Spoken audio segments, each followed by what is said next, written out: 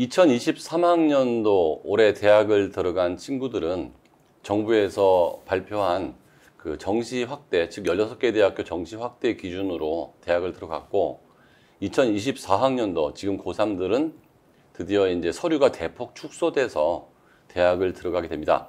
이 두 가지 변수가 사실 아무것도 아닌 것 같아도 십몇 년 동안 거의 대부분의 상위권 대학이 수시 위주로 학생을 뽑았다가 정시 비중을 대폭 늘렸거든요. 그런데도 불구하고 많은 학부모님들께서 아직도 한 10년 동안의 그 관성이 있어서 그 방식대로 입시 전략을 짜는 경우가 많은 것 같아요. 단순하게 이렇게 좋다 저렇게 좋다라는 감성적인 것보다는 다소 그 집중을 하셔서 이런 데이터와 수치를 보면 훨씬 더 정확하게 알 수 있을 거라고 보이고요. 정보가 없어서 대학 못 가는 아이 없도록 저희는 심층적으로 분석을 했고 이 분석을 따른다면 훨씬 더 입시에서 좋은 결과가 있을 거라고 보입니다. 먼저 1등급을 받은 학생들을 탐구, 수학, 국어, 영어 과목별로 나누어서 재학생과 졸업생의 구성 비율을 살펴볼 건데요. 1등급 탐구 과목 재학생 32%, 졸업생 68%입니다. 수학 재학생 37%, 졸업생 63%, 국어 재학생 43%, 졸업생 57%, 영어 재학생 45%, 졸업생 55%입니다. 2등급을 살펴보면 재학생 42%, 졸업생 58%, 수학 재학생 43%, 졸업생 57%, 국어 재학생 45%, 졸업생 55%, 영어 재학생 50%, 졸업생 50%입니다. 3등급에서는 유의미한 변화가 나타나고 있지 않기 때문에 그냥 보셔도 될 것 같습니다. 이게 어떤 걸 의미하는 거죠? 먼저 저 빨간색으로 표시된 숫자들이 재학생에 비해 졸업생 비율이 높은 그 분야를 나타내고 있습니다. 그래서 한눈에도 보시면 모든 영역에서 탐구, 수학, 국어, 영어 모든 영역에서 1, 2등급 모두 졸업생이 강세를 보이는 것을 보실 수 있습니다.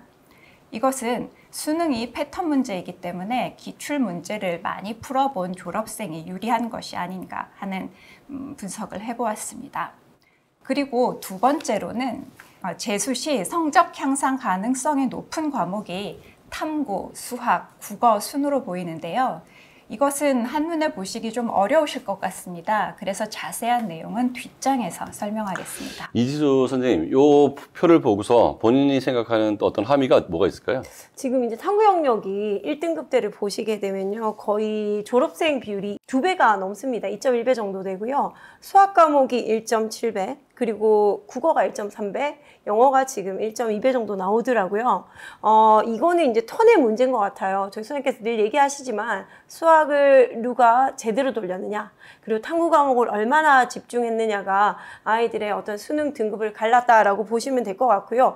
비교적 내신이나 이런 것들이 빠진 졸업생 아이들이 이런 것들을 돌리기에는 굉장히 유리한 조건이었기 때문에 등급에서 상향을 보였다라고 생각을 합니다.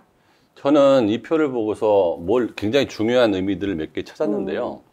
우리 아이가 학교에서 1등급을 받고 있다. 그러니까 고등학교 2학년 때까지 모의고사에서 1등급을 받고 있다. 그러면 수능에서 1등급을 받을 것이다 라고 생각들을 많이 하시잖아요. 하시죠.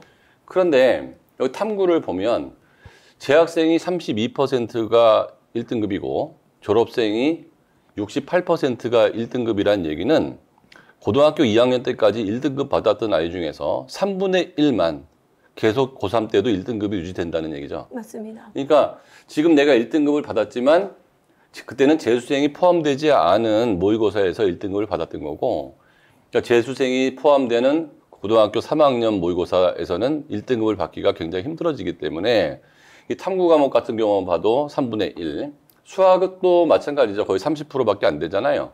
그러면 역시 수학도 수능에 갔을 때는 늘 1등급 받던 친구가 2등급을 받을 수 있다는 거죠. 3분의 1만 유지가 된다.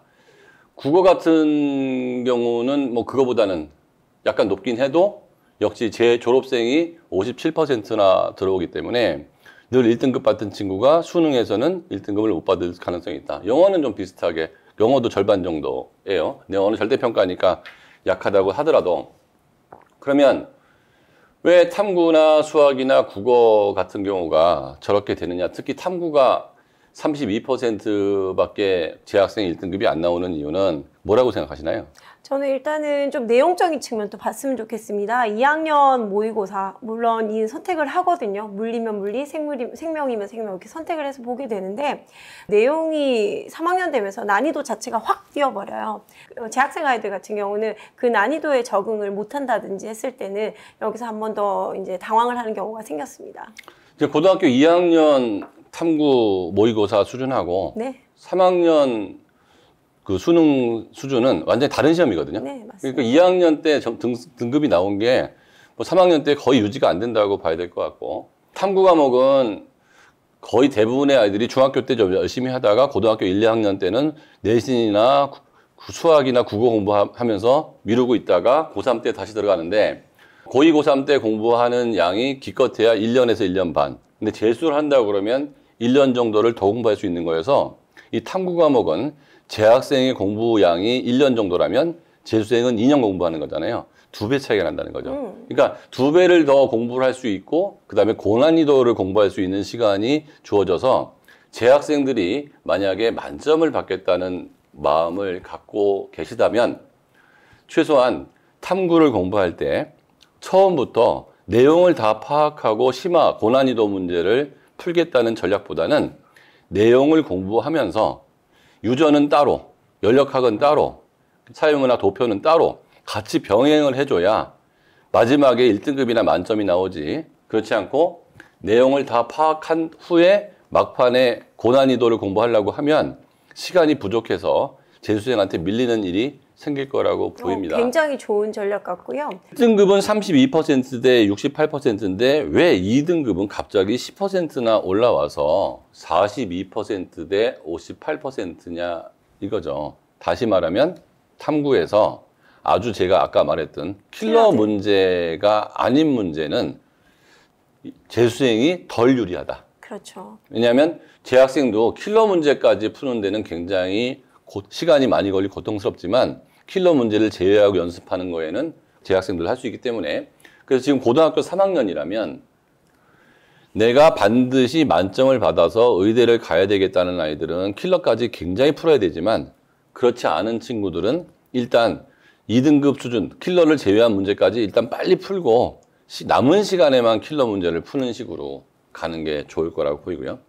지금 해주신 말씀이 정말 좋은 것 같아요. 저희가 입시라는 것을 마지막 목표로 두고 있는데 지금 우리의 현재를 정확히 파악하고 우리의 목표를 정확히 또 설정을 해야 저희가 가장 효율적인 방법으로 그곳에 도달을 할 수 있을 것 같거든요. 근데 많은 경우에 그냥 사람들이 좋다는 대로 이렇게 이끌려가는 것 같아요. 그래서 그 부분에 대해서 저희 학부모님들께서 잘 생각을 해보셨으면 좋겠습니다.